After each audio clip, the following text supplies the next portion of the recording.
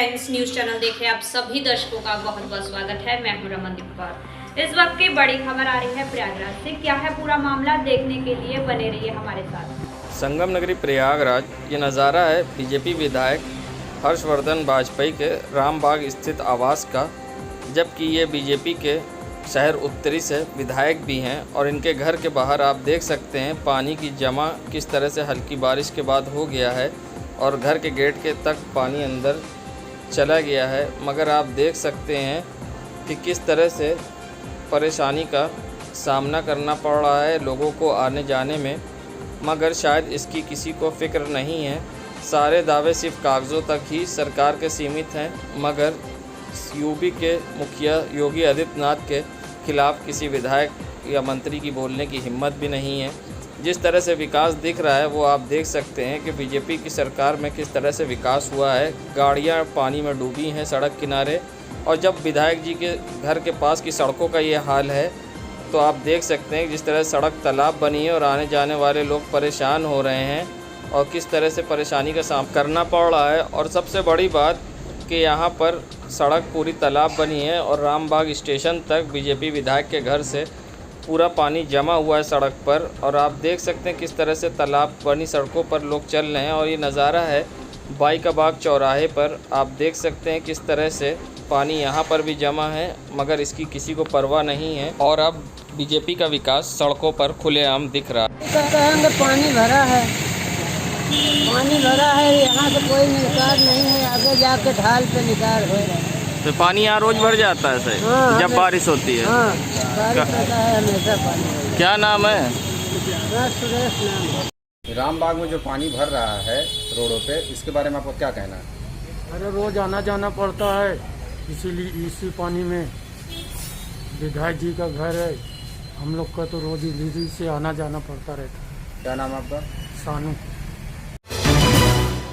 संगम नगरी प्रयागराज वैश्विक महामारी कोरोना के दौरान जहां लोग बेरोजगार हो गए और लोगों को पलायन तक करना पड़ा, तो वहीं अब संगम नगरी प्रयागराज में शादी में ढोल ताशा बजाने वाले भी परेशान दिखाई दिए। उनका कहना था कि शादी में जब प्रतिबंध लगा तो उनका काम पूरी तरह से ठप हो गया, मगर अब शादी शुरू भी हुई है तो लोग सादगी से कर रहे हैं, क्योंकि लोग पैसे से भी परेशान हैं और अभी कई अन्य कारण हैं गाइडलाइन को लेकर, जिसके कारण वो अब एकदम भुखमरी के कगार पहुंच गए। उनके पास कोई काम नहीं है, अब उनको अपना जीवन यापन करने के लिए टाली रिक्शा चलाना पड़ रहा है। और साथ ही उनका कहना है कि सरकार से भी अभी तक हमें कोई मदद नहीं मिली है जिससे हमें कोई सुविधा मिलती और हम अपना घर चला सकते हैं। वहीं सरकार से मदद की गुहार भी लगाई है। और साथ ही आइए सुनाते हैं क्या कहना है इनका पूरा मामले पे। तरह का असर पड़ा बैंड बाजे का? अरे 100 आदमी भूखे मरे की नौबत आ गई और का रोड पे 1 रुपए के कहीं सहारा न जब तो लॉकडाउन लग गया है। समझ लीजिए कि गाड़ी हमारी 2 साल से खड़ी हो गई, आदमी भूखे मर रहा है, लड़के बच्चों के भूखे मर रहे हैं। समझ लीजिए 1 रुपए के कहीं से सहारा नहीं है कोई चीज का। तो शादी में बुकिंग वगैरह नहीं हो पा रही है, कुछ लगना ही जब ना निकलेगी तो बुकिंग कहाँ से होगी। किस तरह से घर चला रहे हैं? घर चला, टाली और रिक्शा चलाया किसी। क्या नाम है आपका? सोनू अहमद।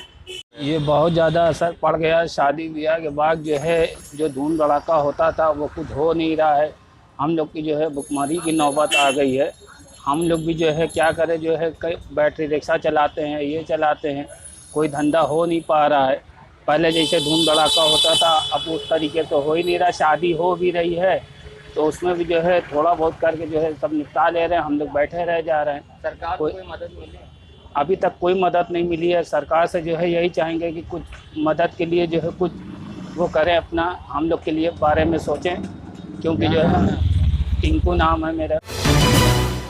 संगम नगरी प्रयागराज में आप देख सकते हैं किस तरह से विकास हुआ है और विकास की गंगा सड़कों पर अब बहने लग गई है। ये नज़ारा है मुट्ठीगंज क्षेत्र का, जहां पर आप देख सकते हैं सड़क तालाब बन गई और लोगों को नदियों में तैरते हुए चलना पड़ रहा है। ये जी हाँ, ये नदी नहीं सड़क है और ये मुट्ठीगंज इलाका है जो कि गल्ला मंडी है, मगर आप देख सकते हैं मंत्री नंदी के क्षेत्र का विकास किस तरह से हुआ है, जिनकी पत्नी महापौर अभिलाषा मेयर हैं।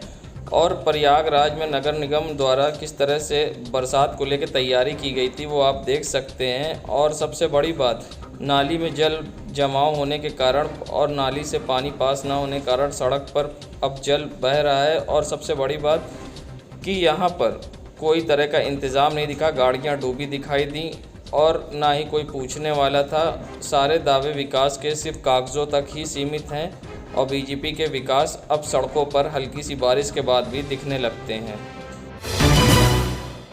संगम नगरी प्रयागराज, ये नज़ारा है मंत्री नंदी के क्षेत्र ठीकगंज बड़े चौराहे का, जहाँ पर आप देख सकते हैं सड़कों का विकास किस तरह से हुआ। हाल ही में बनी सड़कें अब गड्ढा युक्त हो गई हैं। जहां सरकार ने गड्ढा मुक्त करने की बात कही थी, गड्ढा मुक्त तो नहीं हो पाई मगर गड्ढा युक्त ज़रूर हैं। अब ये भी नहीं पता चलता कि सड़क गड्ढे में है या गड्ढे में सड़क, मगर आने जाने वालों को करना पड़ता है परेशानी का सामना। आप देख सकते हैं किस तरह से यहाँ लोगों को किनारे किनारे बचकर आना जाना पड़ता है। और यहाँ रोज़ की बात हो गई है, लोग अक्सर यहाँ रात में दुर्घटनाग्रस्त भी होते हैं। आप देख सकते हैं सड़कों पर किस तरह से गड्ढे थे कि हल्की सी बारिश के बाद यहाँ सड़कें गड्ढे में पानी में तब्दील हो गई हैं। और रात के अंधेरे में अक्सर लोग यहाँ दुर्घटनाग्रस्त होते हैं, मगर ठेकेदारों द्वारा भ्रष्टाचार के भेंट चढ़ी ये सड़कों पे कोई की नज़र नहीं जाती है और जिम्मेदार भी बेखबर बने हुए हैं। शायद उनको ये गड्ढा युक्त रोडें नहीं दिखती हैं। जबकि बीजेपी के मंत्री नंद गोपाल गुप्ता नंदी का चुनाव कार्यालय भी यहाँ पर है।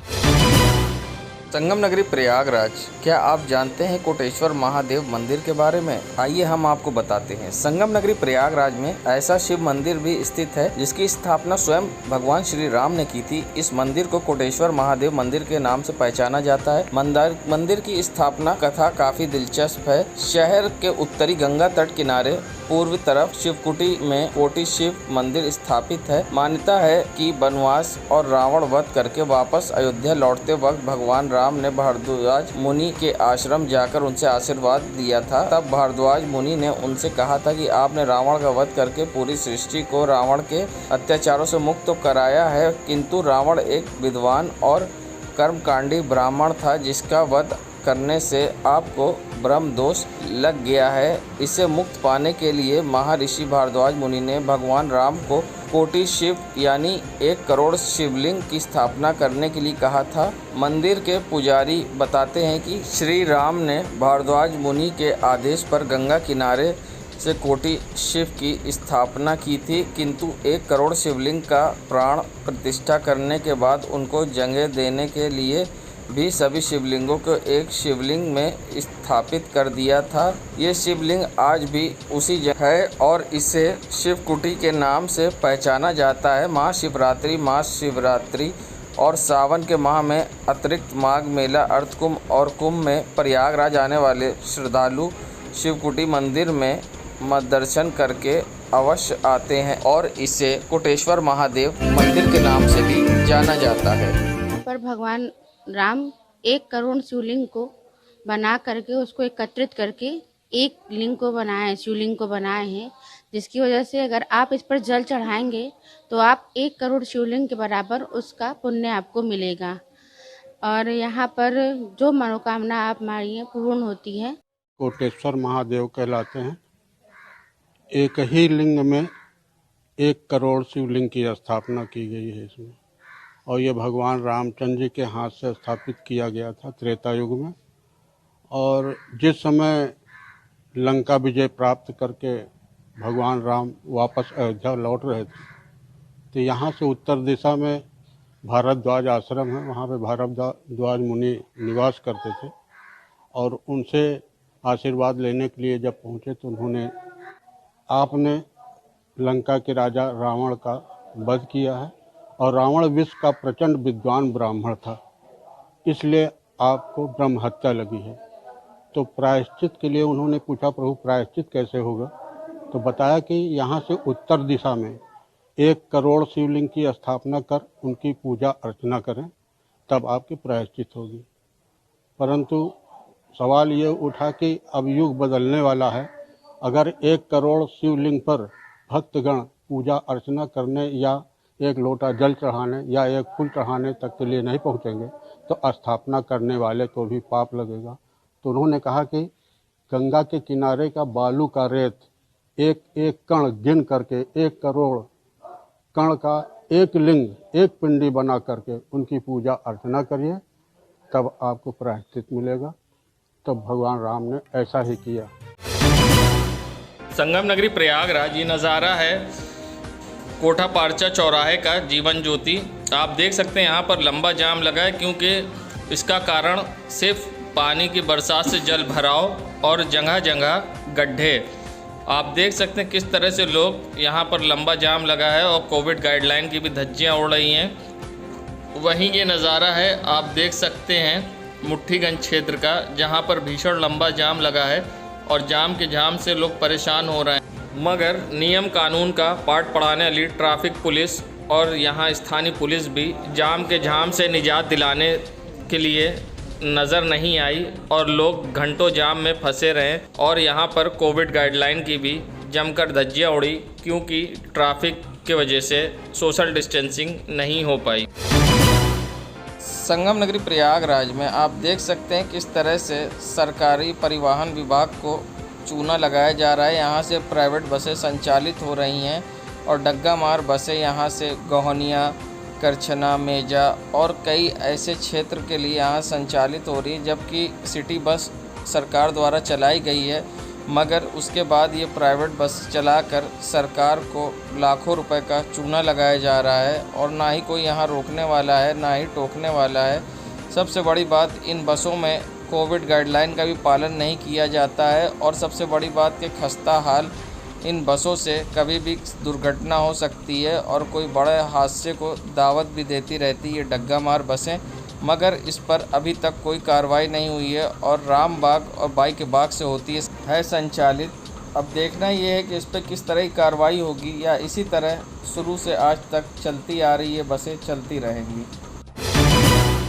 संगम नगरी प्रयागराज मोतीलाल नेहरू राष्ट्रीय प्रौद्योगिकी संस्थान MNIT अब शहर के नैनी से जोड़ने वाले देश के पहले 6 लेन हैंगिंग ब्रिज की मॉनिटरिंग करेगा। बस 2004 में बने इस पुल की ऑनलाइन मॉनिटरिंग का जिम्मा national highway authority of India NHAI ने MNIT के सिविल इंजीनियर विभाग को दी है।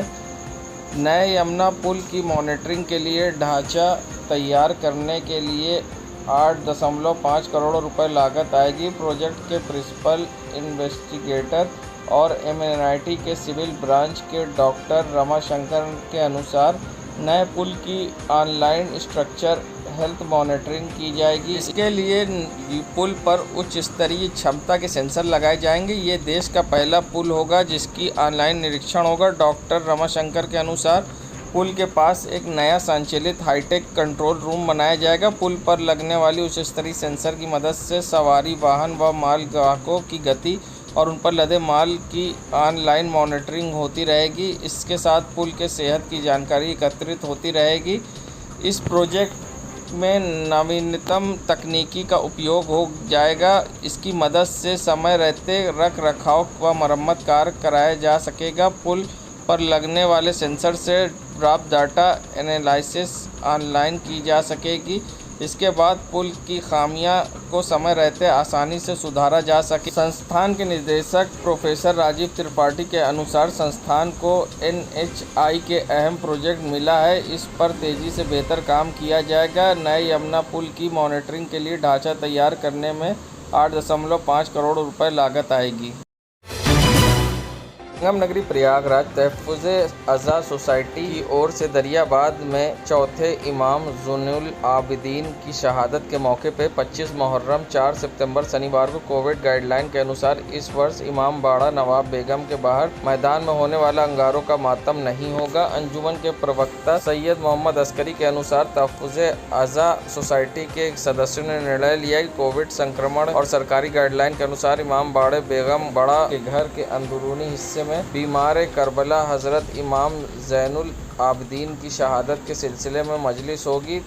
इमाम जुमा वल जमात मौलाना हसन रज़ा जैदी की सदारत के सहारे अहले बैत आफ्ताब निज़ामत नजीब इलाहाबादी के संचालन में 25 मुहर्रम 4 सितंबर को रात 9 बजे सोजवान नज़र अब्बास खां की सोच व सलाम से मजलिस का आगाज़ होगा। शायर नायाब बलवी पेशवानी फ़राइज़ अंजाम देंगे। नई दिल्ली से पधारे शिया धर्म गुरु मौलाना नज़र मोहम्मद ज़ैनबी साहब क़िबले शहादत इमाम ज़ैनुल आबिदीन की खुसूसी मजलिस को संबोधित करेंगे। वहीं चक मानसरोवर स्थित इमाम बाड़ा डिप्टी जाहिद हुसैन में शहादत इमाम सज्जाद के मौके पर इस वर्ष जुलूस नहीं निकालते हुए इमाम बाड़े में यौम सज्जाद मनाया जाएगा। कोविड गाइडलाइन के अनुसार कोई भी प्रोग्राम सार्वजनिक रूप से नहीं हो रहे। तहफ़्फ़ुज़ अज़ा कमेटी दरियाबाद की तरफ से हर वर्ष दरियाबाद में इमाम बाड़ा नवाब बेगम में अंगारों को मातम होता था। इस वर्ष कोविड गाइडलाइन की वजह से अंगारे का मातम नहीं होगा। इमाम बाड़े के अंदर मजलिस होगी, वहीं पे ताबूत निकाला जाएगा और इमाम बाड़े के अंदर ही अंजुमनों की तरफ से जंजीर का मातम भी उसी जगह पर होगा। संगम नगरी प्रयागराज में जहां बिजली मरम्मत को लेकर सुबह 11 बजे से दिन 3 बजे तक लाइट कट रही है और उसके बाद भी करेली क्षेत्र में आती जाती लाइट से लोगों को परेशानी का सामना करना पड़ रहा है, जिससे पानी की किल्लत जैसी समस्याओं से भी लोग को जूझना पड़ रहा है। और सबसे बड़ी बात आप देख सकते हैं, ये नज़ारा है वार्ड नंबर 80 का, जहां पूरा अंधकार मचा हुआ है। बिजली ना होने के कारण यहां आने जाने वाले लोगों को भी परेशानी का सामना करना पड़ रहा है और पूरे में अंधेरा छाया है। बिजली आपूर्ति बार बार कटने से लोगों को करना पड़ रहा है परेशानियों का सामना और उमस भरी गर्मी में बिजली जाने के कारण लोग हो रहे हैं परेशान।